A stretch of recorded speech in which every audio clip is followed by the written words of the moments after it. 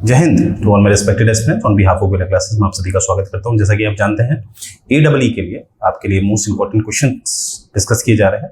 आज जो questions discuss किए जा रहे हैं ऑलरेडी ये एग्जाम में पूछे गए हैं, यूपीएससी लेवल तक पूछे गए हैं। तो जो भी क्वेश्चन आपको दिए जा रहे हैं उनको अच्छी तरह आपने तैयार कर लेना है।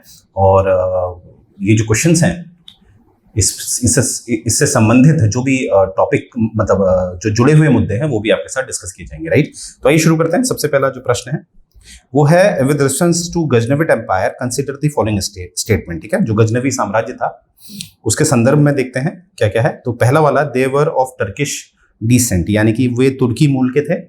दूसरा है the Ghaznavid empire was established by Mahmud Ghazni, Ghaznavi साम्राज्य की स्थापना महमूद गजनी ने की थी। आइए देखते हैं क्या है। तो सबसे पहले देखिए गजनी क्या थे। गजनी अगर मैं सतीश चंद्र जो किताब है मध्यकालीन इतिहास की उसको लेता हूँ तो वहां से मुझे पता चलता है कि जो एक सेमेनिड वंश था, सेमेनिड्स, ये ईरान में शासन करते थे। तो होता क्या था कि मध्य जो एशिया, जो सेंट्रल एशिया है जिसे आप जानते हैं Turkmenistan, Uzbekistan, Kazakhstan, Kyrgyzstan, Tajikistan से, ये जो सेंट्रल एशिया वाला हिस्सा है यहाँ से बहुत सारे जो लोग थे जो एक बार्बरिक थे। बार्बरिक मतलब ऐसे लोग जो मार काट को एंजॉय करते हैं। तो ये आक्रमण करते रहते थे कहाँ, सेमेनिड्स पे। देखिए ये जो सेंट्रल एशिया के लोग थे किसी भी धर्म को नहीं मानते थे, क्योंकि देखिए इंसान को ज्यादा इंसान बनाता है धर्म। तो किसी भी धर्म को नहीं मानते थे, इसलिए मारकाट करते थे, जानवर थे। तो इसीलिए एक तरह का जो सेमेनिड्स थे, अब कहावत है ना लोहे को लोहा काटता है, तो यहीं पर सेंट्रल एशिया से कुछ लोग आए थे जो कहीं ना कहीं एक आगे चलकर एक इस्लाम धर्म को कबूल कर लेते हैं। मतलब सेमेनिड के अंदर वो गुलाम बन के रहते हैं, दरबारी बन के रहते हैं, परंतु वो होते वही हैं कौन, मध्य एशिया के, सेंट्रल एशिया के ही होते हैं, टर्किश।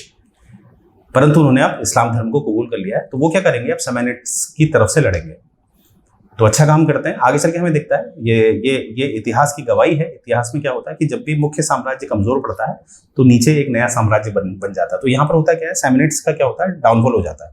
तो वहीं पर क्या है कि जो ये सेंट्रल एशिया के जो ये टर्किश थे जिन्होंने इस्लाम धर्म को कबूल कर लिया था, अभी अपना साम्राज्य बना देंगे। तो यहीं से स्थापना होती है गजनी साम्राज्य की, और जिसकी स्थापना करता है अल्पतिगीन। कौन करता है, अल्पतिगीन। तो इसीलिए यहां पर ये जो स्टेटमेंट है कि Ghaznavid empire was established by Mahmud Ghazni, ये गलत है। ठीक है, महमूद गजनी वो है जिसने 17 बार भारत में आक्रमण किया है, ये बात सत्य है। परंतु गजनी साम्राज्य की स्थापना महमूद गजनी नहीं करता है। कौन करता है, अल्पतिगीन। कौन करता है, अल्पतिगीन। अल्पतिगीन के बाद आता है सुबुतगिन, जो महमूद गजनी का फादर है। तब जाके आता है कौन, महमूद गजनी। यानी कि किस समय आता है महमूद गजनी, 998 से लेके 1030 तक ये शासन पे करता है। ठीक है, तो ये पहला हो गया गलत। देवर टर्किश डिसेंट, ये सही है, क्योंकि ये जो मूल क्या थे, तुर्की थे। मैंने कहा ना, तुर्की से आप तुर्की कंट्री को ना समझे, क्योंकि हिंदी में तुर्की आ जाता है। ठीक है, टर्किश थे। टर्किश मतलब सेंट्रल एशिया के लोग थे ये। ठीक है, जब अब हिंदी में देखते हैं तो तुर्की लिखा हुआ था, तो ज्यादातर जो हमारे हिंदी के विद्यार्थी हैं वो इसको तुर्की शहर समझ लेते हैं, तुर्की जो देश है, सॉरी तुर्की देश समझ लेते हैं। वो गलत है। ये लोग टर्क्स थे। टर्क्स मतलब कहाँ के लोग, जो सेंट्रल एशिया के लोग थे, सेंट्रल एशिया, राइट। तो ये बात याद रखें। तो इसका जो राइट आंसर है वो है ए, राइट। आगे देखते हैं। Who among the following sultan succeeded in finally breaking and destroying the power of Turkan ए चहलगानी। चहलगानी नाम से काफी प्रसिद्ध था। ये 40 लोगों का समूह होता था, 40 लोगों का एक ग्रुप होता था जो क्या करता था, राजा को राय मशवरा देता था। ठीक है, एक तरह के मंत्री समझ लीजिए। आजकल होता है ना मंत्री परिषद होती है, वैसे ही जो प्रधानमंत्री को राय मशवरा देती है, तो उस तरह की मंत्री परिषद होती थी। ठीक है, तो इसको लेके कौन आया था, इसको लेके आया था भारत में इल्तुतमिश। अभी इल्तुतमिश कौन है, ये दामाद है, सन इन लॉ है किसका, कुतुबुद्दीन ऐबक। और कुतुबुद्दीन ऐबक कौन था, ये गुलाम था किसका, मोहम्मद गौरी का। तो याद रखेंगे जो इल्तुतमिश है वो लेके आया था। हुआ क्या था, ये बाद में राजा से ज्यादा शक्तिशाली हो गए थे। मतलब राजा के जो भी कहते थे, राजा जो भी कहता था उसको ये नहीं मानते थे, इनकी चलती थी। तो इनका जो अंत करने वाला जो व्यक्ति होता है वो होता है बलबन। असल में बलबन कौन था, इल्तुतमिश का एक पुत्र था जिसका नाम था नसीरुद्दीन महमूद। आई रिपीट, इल्तुतमिश का एक पुत्र था नसीरुद्दीन महमूद, वो गद्दी पे बैठता है। उसका एक गवर्नर होता है बलबन, जिसका ओरिजिनल नाम था उलुग खान। ठीक है, परंतु होता क्या है, हल्के हल्के हम देखते हैं कि नसीरुद्दीन महमूद से अपनी बेटी का विवाह करा देता है कौन, बलबन। तो बलबन कहीं ना कहीं ससुर बन गया। हाँ, आगे चल के हमें दिखता है कि बलबन फिर गद्दी में बैठ गया है। ठीक है, इन शॉर्ट बलबन गद्दी पे बैठ गया। तो बलबन क्या करता है, सबसे पहले ये जो चहलगानी है इन्हीं को खत्म करता है, ठीक है। तो यहां पर आपका आंसर क्या है आपका, बलबन, राइट। आगे देखते हैं, कंसिडर द फॉलोइंग स्टेटमेंट। देखिए यूपीएससी का प्री 2019 में आया, तो क्वेश्चन का लेवल आप देखिए, क्वेश्चन ऑलरेडी आपको अच्छे लेवल के दिए जा रहे हैं, राइट। तो देखते हैं इसमें से हमने क्या है, सबसे पहले करेक्ट, हाँ ये जरूर देख लीजिएगा करेक्ट है या इनकरेक्ट है। करेक्ट हमने ढूंढना है कौन कौन से। In the revenue administration of Delhi sultanate in charge of revenue collector was known as Amil. देखिए दिल्ली सल्तनत में जो राजस्व का जो प्रशासन था, रेवेन्यू एडमिनिस्ट्रेशन था, उसके बारे में पूछा गया है। अलग अलग वंश आते थे, अलग अलग रेवेन्यू एडमिनिस्ट्रेशन करते थे, ठीक है। तो यहाँ पर अगर बात करें दिल्ली सल्तनत की, दिल्ली सल्तनत में क्या था, जो कलेक्शन ऑफ जो रेवेन्यू करते थे, यानी कि आजकल के जो डीएम साहब है हमारे डिस्ट्रिक्ट मजिस्ट्रेट जो कलेक्शन करते हैं रेवेन्यू का, उस समय कौन था, आमिल। ये बिल्कुल सही स्टेटमेंट है, राइट। तो स्टेटमेंट 1 इज राइट। तो अभी तक हमने क्या देखा, स्टेटमेंट 1 इज राइट। अब हम देंगे Iqta system of sultan of Delhi was the ancient indigenous institution. मतलब पूछ रहे हैं कि इक्ता तंत्र जो था, इक्ता सिस्टम जो था, वो भारत का ही था मूल, मतलब भारत से ही उत्पन्न हुआ है। तो इसका देखते हैं, पहले समझ लेते हैं इक्ता सिस्टम क्या था। देखिए इक्तादारी क्या होता था, राजा होता था, मुख्य राजा समझ लो। राजा क्या करता था, जो उसके नीचे मंत्री होते थे उनको वो सैलरी नहीं देता था, क्योंकि उस समय ऐसी मुद्रा उद्रा तो चलती नहीं थी। तो बदले में क्या देता था, वो एक जमीन दे देता था, उसको हम कहते थे इक्ता, जमीन दे देता था इक्ता, इसको, ठीक है। मानते हैं कोई मंत्री है एक्स, उसको दे दिया इक्ता, तो एक्स क्या बनता है, इक्तादार बन गया। अब ये क्या करेगा, जो एक्स है इनके साथ काम करेगा, क्योंकि ये तो राजा का मंत्री है, राजा का मंत्री है, तो इक्ता किसको मिला, एक्स का। एक्स क्या करेगा, नीचे वाई कोई व्यक्ति है उसको ये दे देगा, ये जमीन दे देगा, और वाई से कहेगा कि तुम जमीन में खेती वेती करो, जो भी इसका राजस्व होगा वो मुझे भी दोगे और मेरे राजा को भी दोगे, ठीक है। और तुमने एक्स और वाई के बीच और क्या संबंध हो गए कि वाई क्या करेगा, इसी में सेना भी रखेगा, घोड़े रखेगा, सेना रखेगा, ठीक है। तो एक तरह का फ्यूडलिज्म था ये, ठीक है। एक तरह का फ्यूडलिज्म जो है, फ्यूडलिज्म सिस्टम वो था। तो इक्तदारी कौन था, जिसको राजा जमीन देता था, और इक्तदार और राजा का डायरेक्ट संबंध था।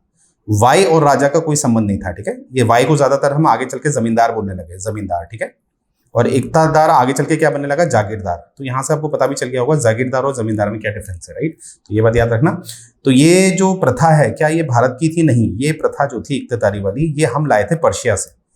पर्शिया का है आजकल, आप उसको ईरान नाम से जानते हैं, ईरान उसका एक भाग है पर्शिया का। तो यानी कि ये हो गया गलत, मूल ये भारत का नहीं है। तो पहला है सही, दूसरा है गलत। आगे देखते हैं, the office of Mir Bakhshi came into during the Khalji sultan. जो मीर बख्शी का पद है, असल में मीर बख्शी क्या होता था, जो मिलिट्री होती थी उसका जो कमांडेंट होता था उसको मीर बख्शी कहते थे, बिल्कुल सही है। ये खिलजी सुल्तान लेके आया था, नहीं, खिलजी सुल्तान नहीं लेके आया था, ये लेके आए थे मुगल, ठीक है। अब देखिए यहाँ पर याद रखिएगा, जो मैंने बताया था मोहम्मद गौरी की जब मृत्यु होती है तो उसका जो गुलाम होता है कुतुबुद्दीन ऐबक, वो दिल्ली में गुलाम वंश की स्थापना करता है। तो वहीं से दिल्ली सल्तनत शुरू हो जाता है। तो पहले गुलाम वंश आता है, फिर खिलजी वंश आता है। खिलजी वंश जैसे आपने मूवी देखी होगी रणवीर सिंह की, जिसमें उसने अलाउद्दीन खिलजी की भूमिका निभाई थी, तो खिलजी आता है, ठीक है। फिर उसके बाद हमारे सैयद आते हैं, फिर उसमें लोधी आते हैं, और लोधी के बाद जो हमारा पहला पानीपत का युद्ध होता है बाबर और इब्राहिम लोधी के मध्य, तो हमें दिखता है लोधी वंश भी खत्म हो जाता है। तो लोधी के बाद हमारे कौन आते हैं, मुगल, ठीक है। तो यहाँ पर क्या है, जो मीर बख्शी है खिलजी से नहीं, ये मुगलों से संबंधित है। तो ये भी गलत हो गया। तो राइट आंसर है आपका 1, राइट। आगे देखते हैं, डिपार्टमेंट ऑफ दीवाने आमिर कोही। ये दीवाने आमिर कोही एक डिपार्टमेंट हुआ करता था। अब किसका होता था, पहले ये देख लेते हैं। ये होता था तुगलक वंश में। तुगलक वंश जो था, ठीक है। एक बार दिल्ली सल्तनत की एक बार अच्छी तरह हायरार्की समझ लेते हैं। दिल्ली सल्तनत जब स्थापित हुआ तो वो स्टार्ट कैसे हुआ, स्लेव डायनेस्टी से। स्लेव डायनेस्टी जिसे हम गुलाम वंश भी कहते हैं, जिसकी स्थापना कौन करता है, कुतुबुद्दीन ऐबक। स्लेव के बाद आते हैं कौन, खिलजी। खिलजी के बाद आते हैं आपके तुगलक। तुगलक के बाद आते हैं सैयद, और सैयद के बाद आते हैं आपके लोधी, और लोधी के बाद जो नया साम्राज्य आता है वो आते हैं मुगल, ठीक है। ये बात आपने याद रखनी है। तो यहां पर मैंने कहा तुगलक, तो ये वाले हैं, ठीक है। तो इनका ये डिपार्टमेंट था, और खासकर तुगलक वंश में कौन राजा लेके आया था, जिसे हम कहते हैं मोहम्मद बिन तुगलक। मोहम्मद बिन तुगलक ये डिपार्टमेंट लेके आया था, दीवाने आमिर कोही। और ये किससे संबंधित था, ये खेती से संबंधित था, राइट। ये बात आपने याद रखनी है, और हायरार्की भी ये याद रखनी है आपने, राइट। तो इसका जो राइट आंसर है वो है आपका एग्रीकल्चर। कौन लेके आया था, मोहम्मद बिन तुगलक। ये भी प्रश्न बन सकता है।